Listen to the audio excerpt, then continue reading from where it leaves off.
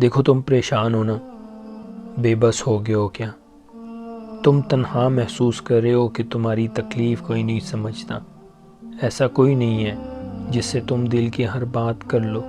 جب تم دنیا کے سامنے اپنے درد سے بھاری وجود کو اٹھاتے تک جاؤ تو اس کے سامنے اپنی وجود کی کرچیاں بکھیر دو۔ کوئی ہو جو ان کے بکھرے ٹکڑے کو سمیٹ دے، کوئی ہو جو ہر پل تمہارے ساتھ ہو۔ جب بھی لڑکھڑاؤ تو کوئی تمہارا سہارا بن جائے، جب بھی تم گرنے لگو تو کوئی تمہیں تام لے۔ پھر کیوں اداس ہو جبکہ تمہارے پاس تو اللہ ہے؟ جانتے ہو تمہیں اکیلا کرتا ہی اس لیے ہے کہ تم اس کی طرف لوٹ جاؤ۔ دنیاوی محبتوں کی حقیقت سے پردہ اٹھا کر تمہیں اپنی لازوال محبت دکھاتا ہے۔ پھر کیوں اداس ہو؟